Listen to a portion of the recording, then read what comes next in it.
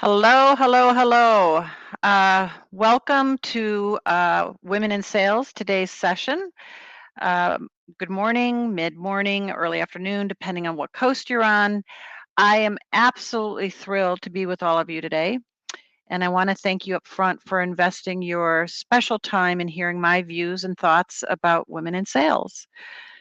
I've made a lifelong commitment to not only my career in sales, that includes my own continuous reflection and improvement, as well as sharing my passion for and with other women who choose sales as a career. So I'm just delighted to be here today. During the next many minutes, I hope I can inspire your sales career.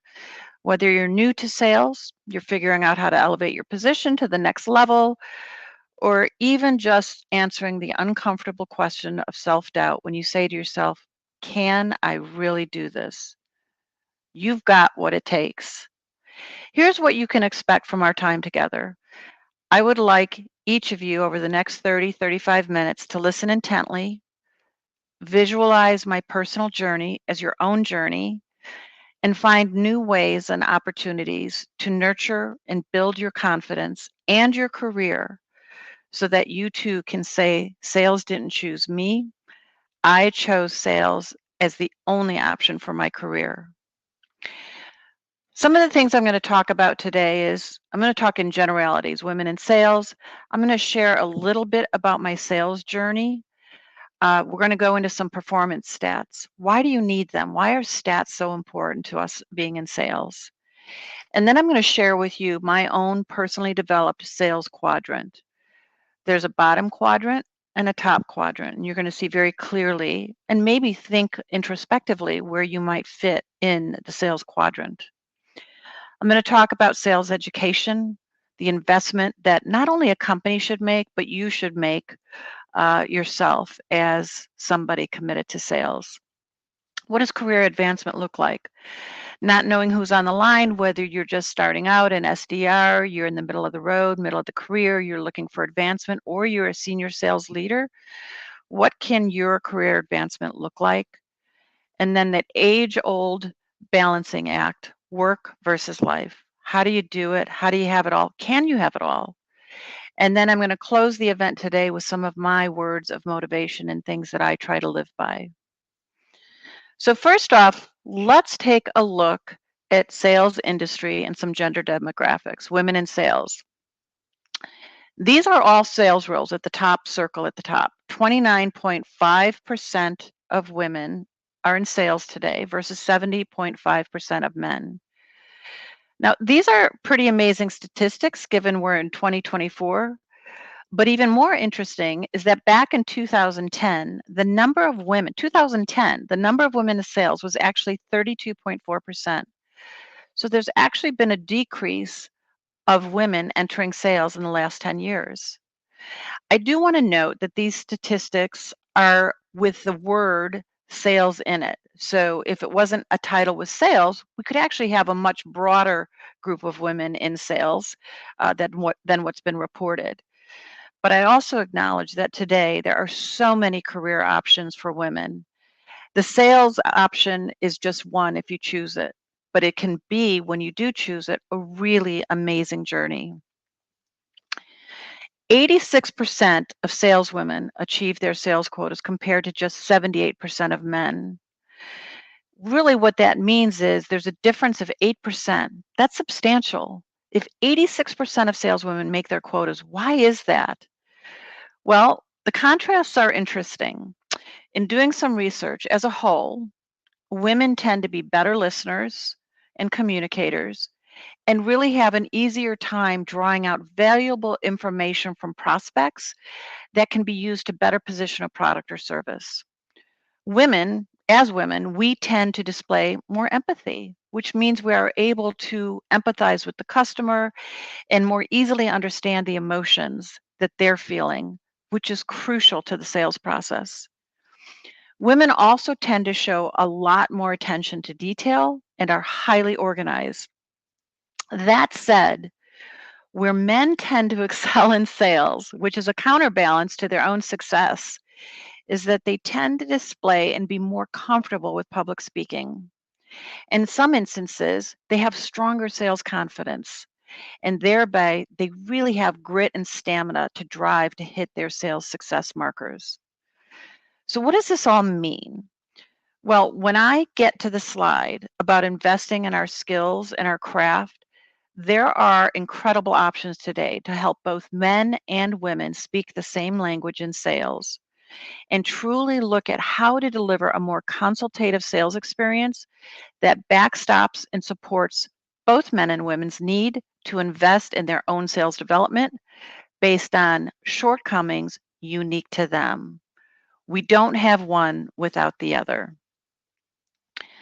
One last thing I'll point out about this slide is, and from a sales executive leadership role, 1 in 4 women in sales hold leadership positions, 38% of women compared to 62% of men.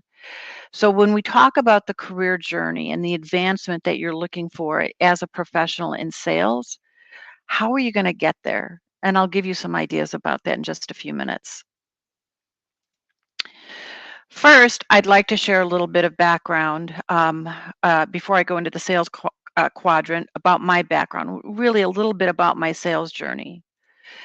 My journey in sales, yes, that's a real picture from 1980, started way back when.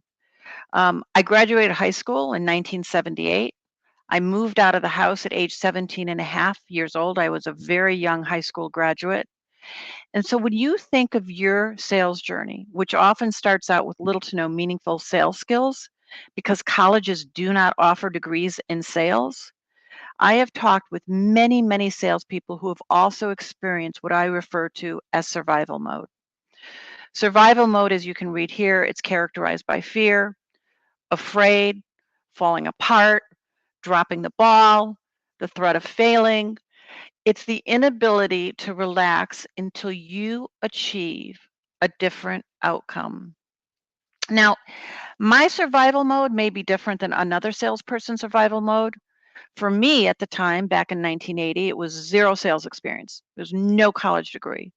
It was supporting myself. I had no credible track record and a grit. What I did have was a grit and a determination that burned inside of me that failure was not an option. I always truly believed I would be a great salesperson, but at times I was not sure how I was going to get there. So, how did I do it? Let's take a look at the next slide, which I lovingly refer to as the importance of performance stats. What are performance stats? Well, it means as an individual contributor, manager, or executive leader, you or your team have the ability to achieve or surpass predefined sales targets or goals. Stats come in many different forms. So when you think about your stats and as you continue to build your resume, it could be sales revenue, the total amount of revenue generated over a very specific period of time, usually the fiscal year. It could be sales growth. This could be total contract value, multi-year revenue, expansion, cross sells. It isn't just a one number deal, it's the aggregate of all of the revenue that you can bring into a company. It could be conversion rates. If you're an SDR, it's the percentage of leads or prospects that actually result in the sale itself or convert the sale. It could also be a stat of sales cycle length, the time it takes to convert a lead into a sale, which is really often dependent on the price, the cost of the product, or the service. And if it's a new category, competitive, is there an education process that has to take place? All of those factors affect the average sales cycle length. And then, most important, as an individual contributor, as you look at your sales pipeline value, this is going to be the consistent metric of all the value of opportunities that you have in your pipeline. Having a good performance stat in your job or over time means that your metrics either have to meet or exceed based on industry standards, company goals, or your historical performance. It is your validation. These stats are your validation to leverage and use your effective sales strategies to build strong customer relationships and leverage and engage in an effective sales process.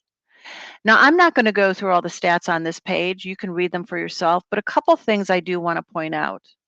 Remember, when I started out in sales with no meaningful experience, I knew from ground zero I had to establish, maintain, and create a peak sales performance and leadership record.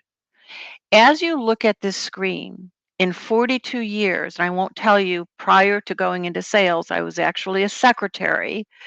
I've only worked at 7 companies. What does that mean? I invested in the company that invested in me so that I could advance my career. So my sales stats are a combination of awards, performance metrics, dollars, cents. Everything I did was to beat the last performance I delivered. So now let's go over to the individual contributor sales quadrant, which I developed many, many years ago. I use this quadrant to effectively measure and assess hundreds of salespeople that I have either interviewed, hired, coached, or mentored. So let's talk through each of these boxes, starting at the bottom right where it says drifter. Drifter is a tough one. If you're a drifter, it's really hard to move through the quadrant to become ordinary, executive, and athlete. I'll give you an example. How many times in your life, new, medium, or mature in your career, have you gone to a social gathering and somebody says to you, Sharon, what do you do for a living? Oh, I'm in sales. I was in sales. I was in sales 10 years ago. Oh, what do you do now? I'm in accounting. That's a drifter. And I'm going to go into the definition of a drifter in just the next slide. So typically the drifter flounders. Then you have the ordinary salesperson. This isn't bad. In this part of the quadrant, ordinary can become extraordinary. Ordinary can build on the start or the middle of their career and become an executive and build into an athlete. Ordinary has moderate performance behaviors, and we need ordinary from a sales leadership perspective. Ordinary helps us when extraordinary has a bad day. Executive. Now you're talking. You've elevated your sales career, you're humming along in your performance metrics, and at the end of the day, you want to focus on, hopefully, peak performance or being that sales athlete. So on the left-hand side of the quadrant, we have skills. What are the skills that you need to go from ordinary to extraordinary or executive or to athlete? So let's talk about that. Let's start with the drifter. The definition of a drifter is somebody, as I just mentioned, that dips in and out of being an individual contributor, alternating between working in sales and taking breaks. So when you look at the lower box, some of the attributes that the drifter has doesn't sustain continuous engagement in their profession. Typically, they're an underperformer, they don't have a lot of grit, not as organized as maybe an ordinary or an extraordinary executive. Unable to solution sell, they're going to sell you a pen. They're not going to sell you why you need the pen.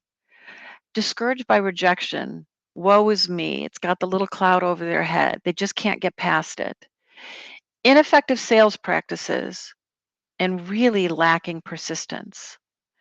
But when we look at the ordinary performer, that's an individual contributor who falls within moderate to normal range of delivering against sales targets. Ordinary performers are good. We need them. But if you want to go from ordinary to extraordinary, think about the attributes that you have. You may have had moderate success in hitting your sales targets. You generate okay deal revenue. It's not bad. It's not good. It's right in the middle. You can communicate, but only adequate or essential information. You tend not to go as deep at this level in your career or stage in your career. Maybe you have some consistent sales activity, moderate persistence and resilience. You have good time management, but as I said, you're middle of the pack. It's not bad. Middle of the pack is good. You can have a very nice career in sales in middle of the pack. Intentionally or passively, you contribute to the overall team's success. So now let's take a look at the top quadrant. The top quadrant, the executive salesperson, chose sales as a career. They play a crucial role in driving growth and profitability for the company. When you look at the attributes here highlighted in bright pink, you're a solid performer. You are really proficient in the sales methodologies. You are very proficient in your product knowledge, and you're very structured in your organizational skills. When I talk and work with salespeople, there's three areas that I measure them on and break down, and I look for how they perform in each of them. And it's sales methodology. It's really hard to give those skills to somebody if they don't have them at the basic level. Product knowledge, we can give you more training on product knowledge. And if you don't have organizational skills, it's going to be kind of tough because you're going to go rogue and you're going to lose track of everything you need to do and you're going to risk customer relationships. So being an executive and having very structured organizational skills is super important. Do you have contract negotiating skills? Do you understand what MSAs are, SOWs? Can you go to a more senior level of negotiating? And are you strategic in your sales approach and your account planning? And how are your communication and interpersonal skills? As a sales executive, your performance is going to fall into the above average category. You're going to be able to have conflict resolution. When that client calls you and they're not necessarily happy with something, you're going to be able to resolve the problem and move on to the next and build a lasting relationship. You are also going to be a team player. You're not going to be a selfish sales executive. You're going to be a team player, cheering your team on, but also continuing to win for yourself. And you're going to participate in company provided sales training, but maybe also your own training. Now let's look at how you go from a sales executive to a sales athlete. A sales athlete is a high performing sales pro who achieves sales targets and consistently outperforms their peers. What you're going to see in the difference between the executive and the athlete is that you're going to go from a solid performer to a high performer. Your sales methodology is going to be exceptional. You've got years of training behind you. Your product knowledge is deep. There's nothing you don't know about the product so that you can answer any objections that come your way. Your organizational skills are going to be detailed and repeatable. And you're going to have really strong negotiating skills because you're going to understand the difference between contract language and business language and how to work through a client bidirectionally what the best outcome is going to be for the agreeable contract. Communication and interpersonal skills, they're acute. You're going to be on sales calls and you're going to be listening to that client and letting them talk more than you. And you're going to pick up on cues that other people don't hear. And another part of really effective communication is eliminating the bridge words. You're going to speak with clarity, no ums, ands, or likes. Performance. You're going to outperform your peers. And not only are you going to be really good at conflict resolution, you're going to be good at solutions. You're going to come to the table not with here's the problem, but here's how we're going to solve the problem. And once you've established yourself as a team player, as a sales executive, as an athlete, you're going to be a mentor. You're going to inspire other people to be like you. They're going to want to model you. And your sales training will never end. I've been doing this 42 years. I can tell you to this day, there's nothing more refreshing than learning something new about my art. So, what does that look like? Let's talk about the education investment that you need to make as a salesperson. When you invest in your education for the career of sales, you're going to have improved confidence at the very top. You're going to increase and enhance your overall ability to communicate effectively with your peers, your internal customers, your stakeholders, and your outside customers. You're going to develop better and meaningful relationships. I can say with pride that I still stay in touch with customers that I haven't done business with in 25 years. Never burn a bridge. And you're going to stay competitive, right?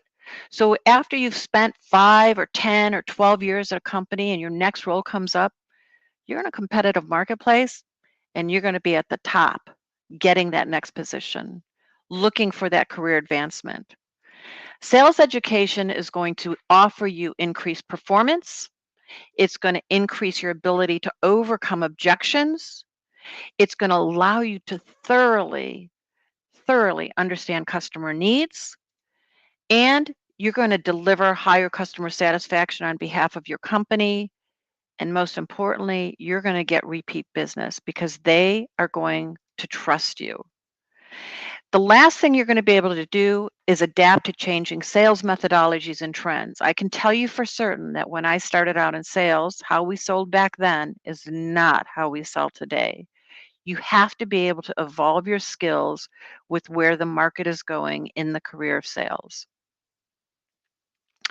So let's go to the next slide and talk about career advancement. What does that look like? Back when I started, we didn't have sales development representatives. We didn't have people that did the prospecting and qualifying leads and setting appointments. I did that.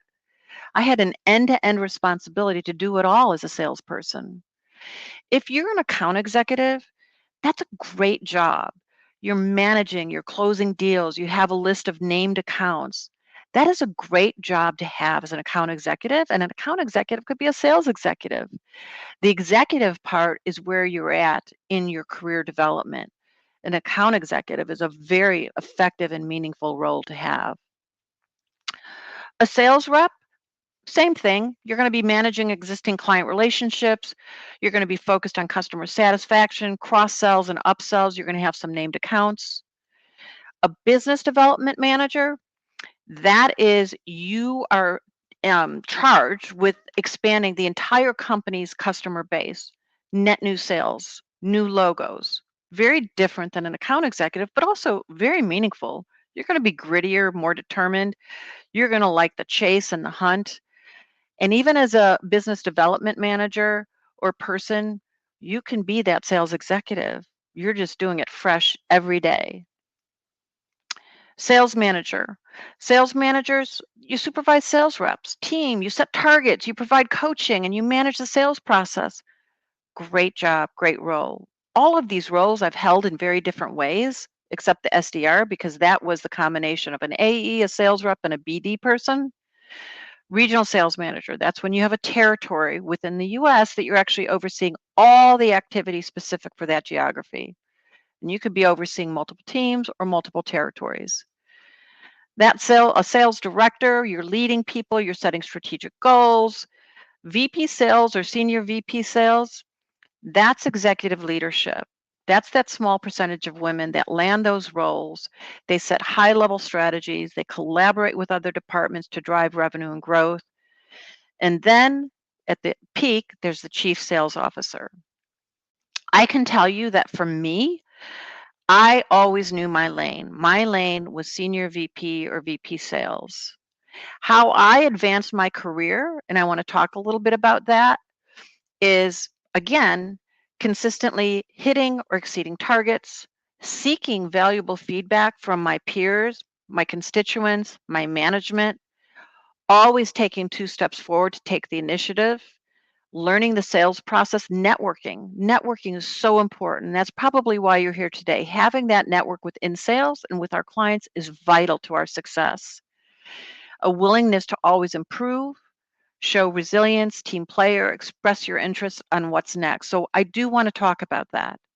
There was only one time in my career where I was surprised about being promoted. It was when I was 27 years old and I had been in sales for many, by that point, a long time, 5 or 6 years. In my world, I thought it was a long time. And I remember my boss at my company calling me up and promoting me to vice president of sales. So here I was, this young 27-year-old, aspiring to be a VP of sales, and I made it. I did it. The problem was at that point in time, even though I did it and I did it successfully, I wasn't ready for it. And so, how I set myself career wise up for the future is I made it known to my management and the leadership of what my goals were. And I decided to understand what I needed to do in terms of my own performance, my well rounding of who I was going to be, how I was going to get to that next job. And I can tell you with confidence, never again was I surprised with a promotion because I knew I had worked for it, I was ready for it, and I had asked for it. So think about how you're going to get that promotion as you move through your career. Let's go forward and talk about the never-ending quest for career and work-life balance. If you're young and you're thinking about starting that family, those are things you're going to have to contemplate. How are you going to find a balance that aligns with your values, your aspirations, and your commitments? Well, planning and support. I'm going to go through all the obvious things and then I'm going to surprise you at the end. You're going to have to plan and support, hopefully. Maybe the baby's a surprise. That's okay too, but you're still going to have to take some time to plan what's next. If you're a really good time manager, that should be organic to you, but it does require effective time management to have both work and family. Establishing your work and home priorities, you have to set boundaries. I will tell you in my early career, I didn't have great boundaries. I tended to work more than I played, but when I was at home with my family, my two boys, I was very present. You're going to have to learn how to delegate or outsource at home when possible or feasible. If you can't afford childcare, or if you have to go to daycare, or you have the luxury of having in home care, or you have a really close family network that can help you, those are going to come into high play as you move through the start of the career into the family and having both. You're going to want that support system and you're going to want to focus on self care. I want to talk with you about self care.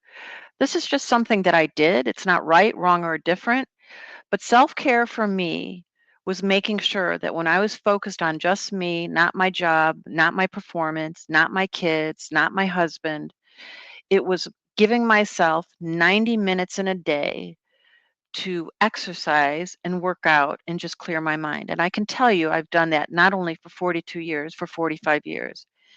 And how I was able to fit it into my lifestyle was when everyone else was sleeping. I did my self care, and I still do, at 4 a.m. every day today. You're going to communicate with your employer and partner about what your needs.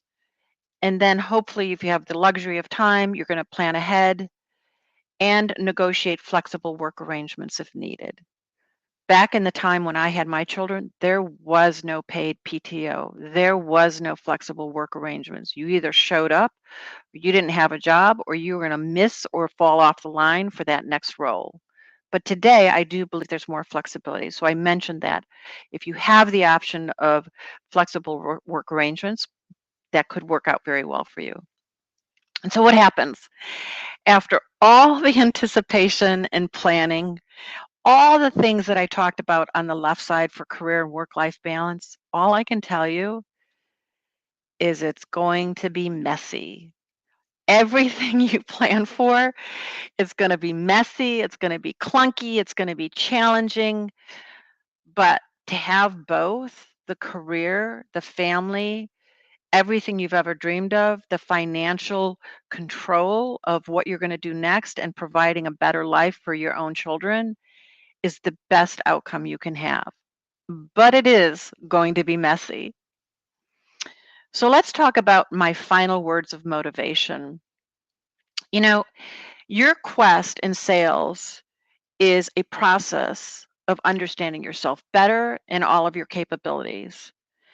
As you look at your role and where you're at in your career path, and that self reflection on your professional and personal desires and goals, and maybe you think about after this presentation today where you fit in the sales quadrant. What are your values, your strengths, your weaknesses, your experiences? Chunk out your goals. They don't happen overnight. Don't be impatient. Just because you've been doing something for 6 months, it took me years to get where I was going. And embrace change. Step out of your comfort zone and break through and celebrate your small and big wins. It's going to increase your confidence. Don't focus on the loss. Focus on the wins and go forward in a motivated way. In these little boxes here, I will tell you 42 years ago, I was a sales unicorn in so many ways, but I did believe in my ability and I did believe in a better outcome. Don't wait for the opportunity, create it. Nobody's going to hand you that next opportunity. You have to position yourself so that the logical conclusion is you're the only one and the right one for that next role. And then success isn't about being perfect, right? It's about progress, growth, and resilience. And one day, if you're not there yet, if you're an empowered woman today or that's in your future, being an empowered woman allows you to empower other women. That's a great gift. I'm here for you, and I'm going to give you my email address after I finish just this next final commentary. One of the things I've always said to my sales teams, it's called say do. Don't be that dreamer, be the doer. If you say it, you have to do it. And that's a principle that I've employed, engaged with, and enacted not only with my customers, but with my team. I want my team to trust me, to have faith in me that I'm going to act on their behalf. And when we need to have tough conversations, we will. But I can promise you this, if you say it, do it. So, my closing comment is you are the author of your own story. Write your story and live it with unwavering grit and determination to this amazing career of sales. I'm Sharon Kern. Thank you very much. I'm going to pause now, and if there's any questions, I'm happy to take them. And thank you so much for joining me. Question: how did you gain confidence in public speaking? You mentioned men tend to be more confident in this area, so would love to hear any advice you have for women struggling in this area. Um, that is a great question. You know, outside of sales, I'm really a homebody. And one of the books I read, the first book I read when I went into sales, and I recommend it to anybody, it's a quick read, is How to Win Friends and Influence People by Dale Carnegie. I didn't have the confidence, but it's repetition. I would practice and practice my presentations. I'm always prepared. And when you get in the mode of speaking, it almost becomes like an out of body experience. So I would say you just have to practice it. You have to listen to others, model other people, and you will absolutely get there.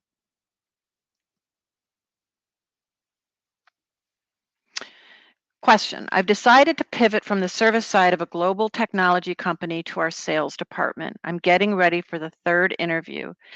Any high level suggestions for someone breaking into sales from service within the company? Thank you. Yes. Okay, Emily. So here's the thing, that's a big transition now, and that is super exciting. And you're in the third interview. So, what I would focus is making sure they understand that you understand what the role of the salesperson in that department is going to be. Repeat back to them, I heard what you said. These are the metrics that are going to be measured. The reason why I'm qualified for this position is because I've been in the service department, so I understand the product. I've worked with customers. Try to give them some relatable experience to what you currently done and how it's going to translate and transfer over into the new role and why you are the best person for the role. The good news is you're not starting cold. You're already in the company. So I think that's super exciting.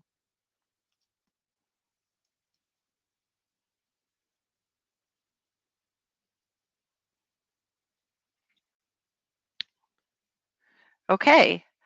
I think that wraps it up for the questions. I don't see anything else. Again, thank you so much. You always have the option of reaching out to me on LinkedIn or email.